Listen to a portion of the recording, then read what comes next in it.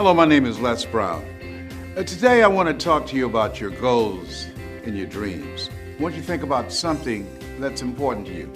Maybe it's a personal goal. I know in my own personal experience, my goal was to be able to buy my mother a home. I'm adopted. And so I wanted to be able to do something special for my adopted mother. She was a domestic worker for wealthy families on Miami Beach, and she cooked for these families, and we ate the food left over from the families that she cooked for. And she kept the children, and we wore the hand-me-down clothes of the children that she kept. And you could imagine as a kid, I used to say, "Mama," on the way home on the bus from Miami Beach back to Liberty City and Overtown. I said, when I become a man, I'm going to be able to buy clothes for us and buy groceries for us. But not only that, I'm going to buy you a big, beautiful home, just like the homes that you clean every day. And she said, "Leslie, you don't have to do that." I said, "I know, but I'm going to." And you know what? The reason that I said that, I believe that it was possible. See, the family that Mama worked for, Mr. Sidursky used to listen to motivational messages every day. And I was very fortunate to have to take care of the needs of Mr. Sidursky. He had to shine his shoes and dust his office, and he was very rude to me. He said, "Leslie," especially he had guests, "did you clean this?" "Yes, I did, sir." "Look at it, how can you say that?" "I do apologize, sir." And his guests would say, "Don't talk to him like that. That's not nice."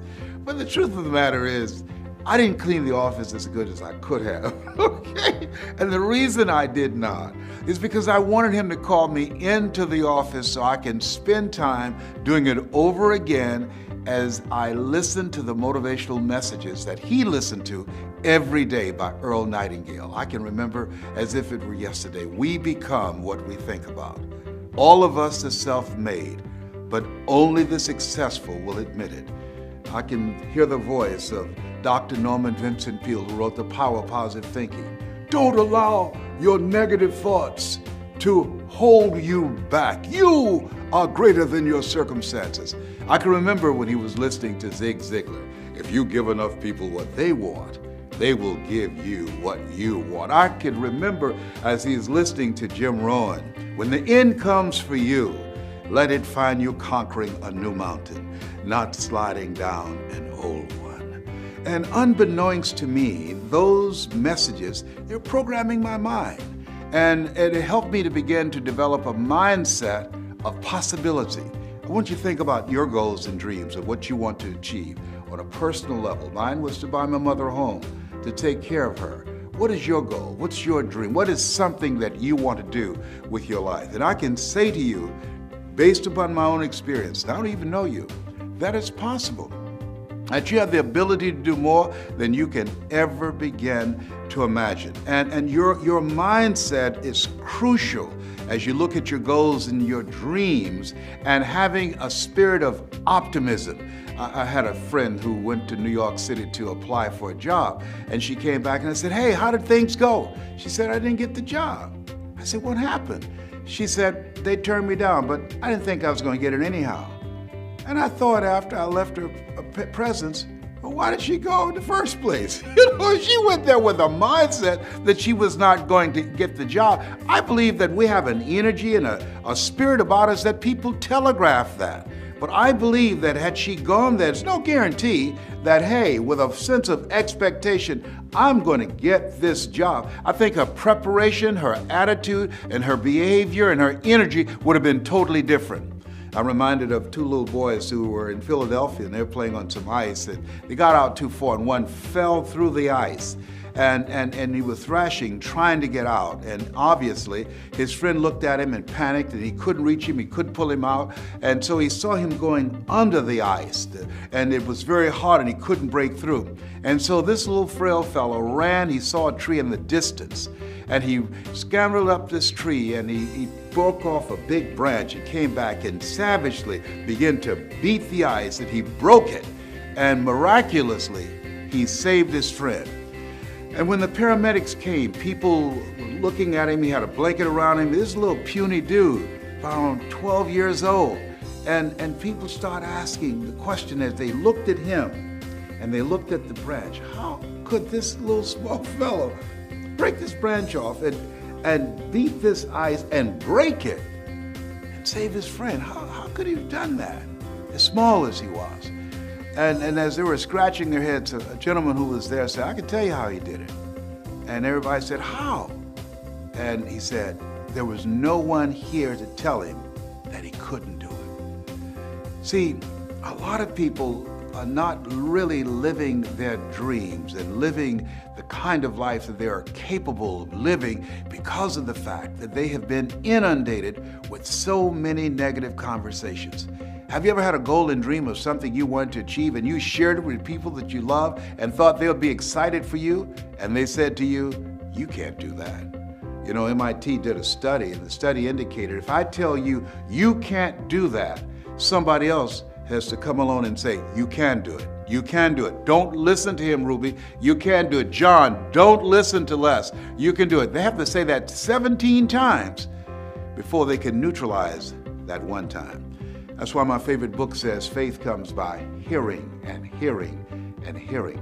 And so by listening to those motivational messages, every day when my mother went to do domestic work on Miami Beach, it began to give me a sense of optimism, of the possibilities of the kind of life that I can live. And I'm saying to you, as you listen on a regular basis, as you begin to program your mind deliberately, the reason that most people don't achieve their goals is because they are thinking like everybody else. 16 revolutionary words. Be ye not conformed to this world. Be ye transformed by the renewing of your mind. That's an ongoing process. What are your goals? What are your dreams? Earl Nightingale was right. You don't get in life what you want. You get in life what you are. And so you want to take the time every day to listen to things that can help to program your mind positively, because at the end of the day, if you don't program your mind, it's going to be programmed. Trust me, it's going to be bombarded with all kind of head trash, commercials. I was at a service station pumping gas and a commercial came up. I mean, you get on the elevator and commercials are there. You look at billboards, their messages is coming in, over 5,000, 10,000 messages on a regular basis. And so as you look at your goals and dreams, it's very important that you are intentional about controlling what goes on in your mind, because everything gets in through the eyes and through the ears. So, what do you want? What do you want for yourself? What I'm doing right now, I didn't do it for 14 years. You know why? Because I was suffering from possibility blindness. Have you thought about doing something and you looked at what you wanted to do and your heart said, I could do that. And then your mind asked, how? And then you start thinking, well, I can't do that. I don't have a college education. I can't do that. I don't have an MBA or a PhD. I can't do that. I've never worked for a major corporation. Why would corporations reach over people with PhDs and MBAs and years of experience and pay me to come in to do something I've never done? I thought about doing this for years, and I talked myself out of it. There's an African proverb that says, if there's no enemy within, the enemy outside can do us no harm. Shakespeare says, therefore, dear Brutus, it's not in our stars, but in ourselves that we are underlings. And so as you look at yourself and look at your goals and look at your dreams, I'm saying to you that it's possible. Because if anybody at any point in time had a goal, had a dream of what they wanted to achieve, and they made it happen, then it's possible that you can do it too. But you've got to be intentional about programming your mind. So here's some things that's very important. I want you to hold in mind what it is you want to do in your personal life. What is it that you'd like to do? Maybe you want to do something for someone you care about. That was the goal and dream that I had. And I purchased 4 different homes for my mother. And I want you to think about your financial goal. You know, people say money won't make you happy, but everybody want to find out for themselves. I have a friend named Rita Davenport, and Rita said, money can't make you happy, but it's right up there with oxygen. And I agree agree with that 100%. So as you look at your goals and dreams, I want you to think about your financial freedom number. What does that look like? That once you achieve that, it will alleviate a lot of stress. Once you achieve that, you have more time for yourself and for your family. You can go on that dream vacation you've been thinking about, or buy that dream car or home that you desire. Once you earn that amount of money, it would be like becoming debt-free. I want you to think about your financial freedom number. And then once you come up with that number, and I want you to write it down, as you come up with that number, I want you to multiply it 100 times. Yes, 100 times. Read my lips, 100 times. Why? Because I found that most people fail in life, not because they aim too high and miss. No, most people fail in life because they do what I did for a major part of my life. Aim too low and hit. And most people don't aim at all. That's why there's a saying that if you don't know where you're going to end up someplace else. And so you are serious about your goals and dreams. I can say to you that you've got to affirm yourself, you've got to tell yourself, you've got to encourage yourself that it's possible, that you've got to talk to yourself on a regular basis. I'd never forget, I had to speak in the Georgia Dome for a friend of mine, Dexter Yeager. And Dexter Yeager is a multi-millionaire. He makes over $1 million every 17 hours in this organization that I spoke for. And he invited me to be his guest speaker, the headliner, before 80,000 people in the Georgia Dome. I panic. And the first thing happens when I become afraid, I have to go to the bathroom. So I went to this bathroom and they came knocking on the door. Les, the band is stalling. You need to come out. And I said, okay. And I was talking to myself saying, I can do this, I can do this. My mind went blank because I became overwhelmed when I peeped out front and saw 80,000 people in this stadium. It was the largest gathering I'd ever seen like this. I've seen it for sporting events, but for a speaking event, I'd never been in that kind of environment before. The most people I've ever spoken for up to that time was maybe about 500 or maybe 1,000, but 85,000. I went to the bathroom 7 times because 7 is my favorite number. You know, I'm one of 7 kids. My social security number is 267. My phone number is 702. Did I tell you my favorite number is 7? God made the world in 7 days. Naaman dipped himself in the river Jordan 7 times. Joshua marched around the walls of Jericho 7 times. Did I tell you I went to the bathroom 7 times because 7 is my favorite number? Well, finally, they got Mike Williams, my mentor, and he came and he knocked on the door of this portable restroom. He said, Brownie. And I said, yes. He said, come out. I said, Mike, I'm scared. I can't think. He said, are you afraid? Admit it. I said, yes, I am. I'm nervous. I just can't do it, Mike. I'm scared. He said, Brownie? I said, yes. He said, are you listening to me? I said, yes. He said, they came to see you. You didn't come to see them. You got this, Brownie. You can do this. Wow. Let me tell you what he did. One of the things I do is train speakers how to change lives. What he did was he distracted me. I was caught up in how big the crowd was. I was caught up with saying, what can I say to them? I was breathing hard.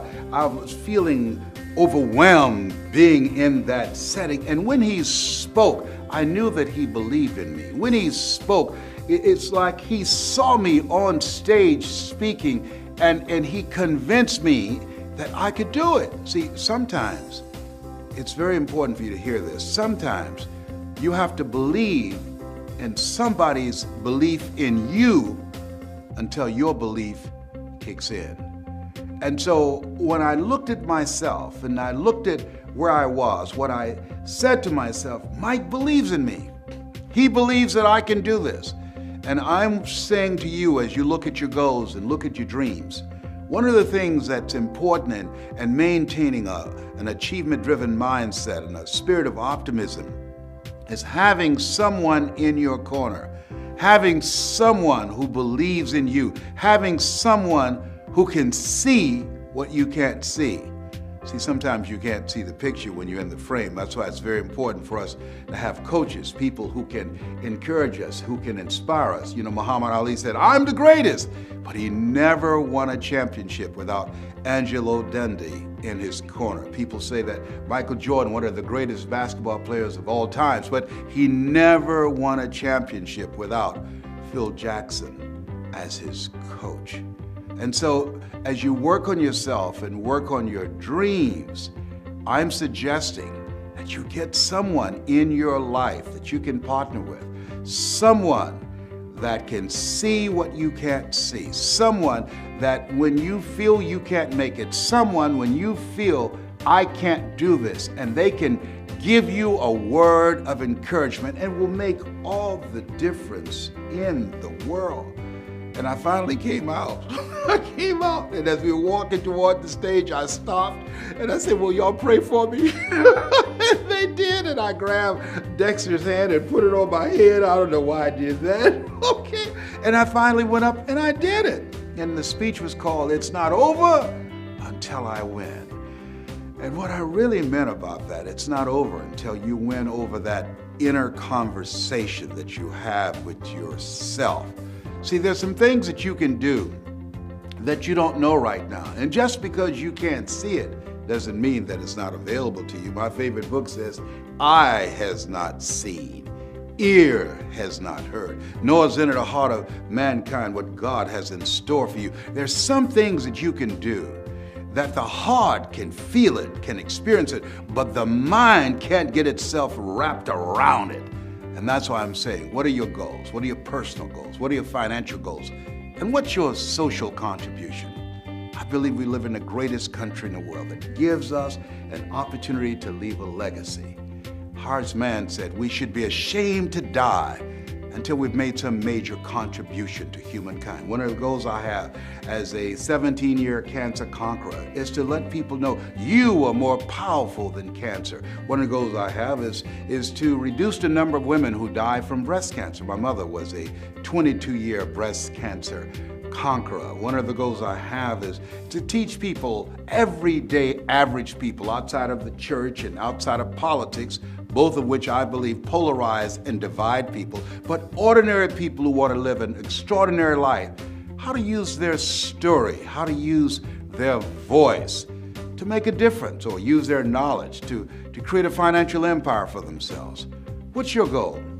What's your dream? What will your legacy be? At the end of the day, when you leave here, what are 3 things that you want said about you when you check out? Because we're going to all go.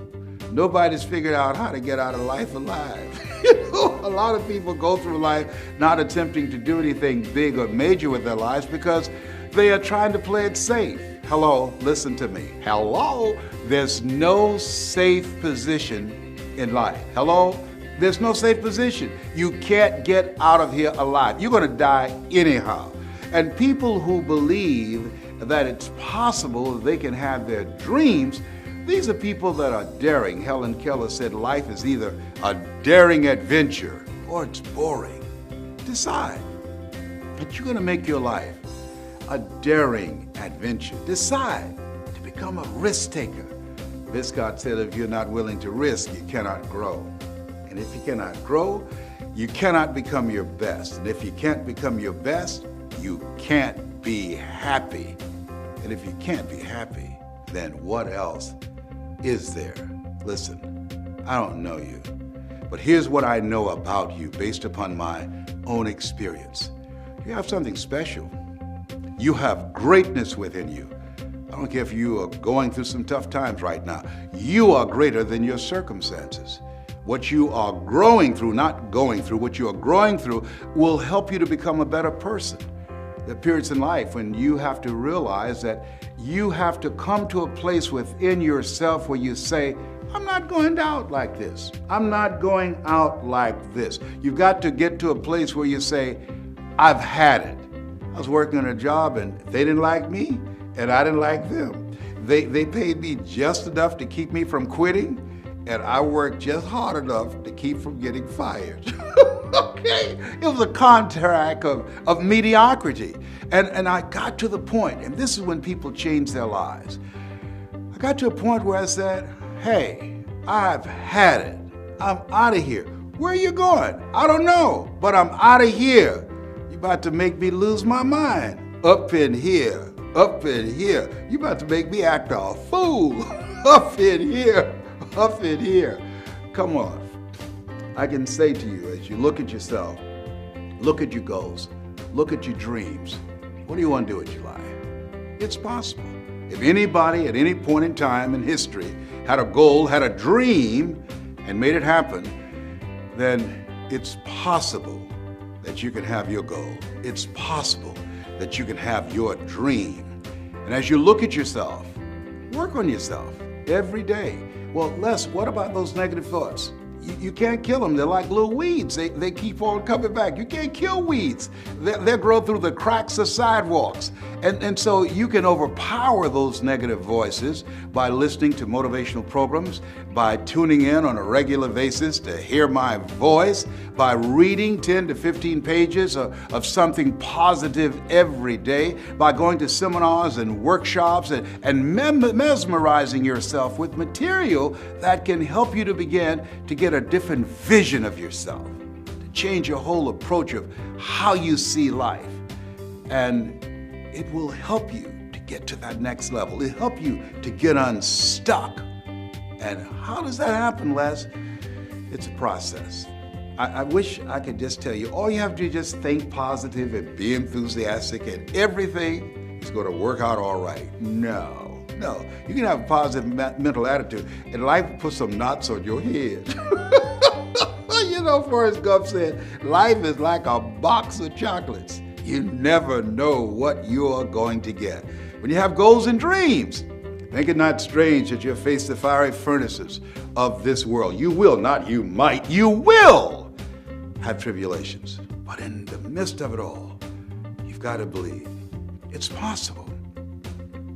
It's possible. A friend of mine, he was facing a life-threatening disease, Dennis, and he felt it was possible, even though his body was racked with pain, even though he was diagnosed with cancer at 18, even though the doctors called his family in and said he's not going to make it. He held on because he believed it was possible, that he was not just a statistic. It was possible that if he had the faith, if he had the drive, if he had the determination, he could come through this. He said to himself, this too shall pass.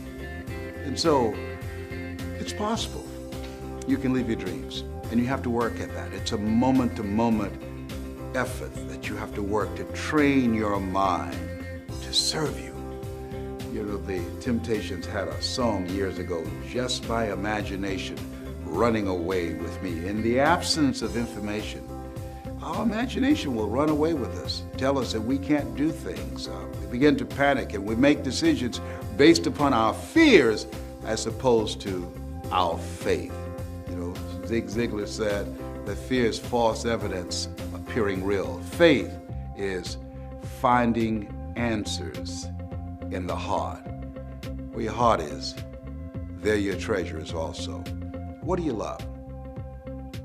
What turns you on? What do you really want in your life, for your life? How do you want to show up in the world? How do you want to use this gift called life? It's been said that life is God's gift to us, and how we live our lives is our gift to God. Whatever your goals are, your personal goal, your financial goal, or this social contribution, your legacy, your mark, what you think about it. And here's what I know, that it's possible. Here's what I know, that if you think about it, what you think about, you bring about. If you're willing to put in the work, It's possible if you continue to encourage yourself, continue to fall forward. I've got a saying, when life knocks you down, try and land on your back, because if you can look up, you can get up. You have something special.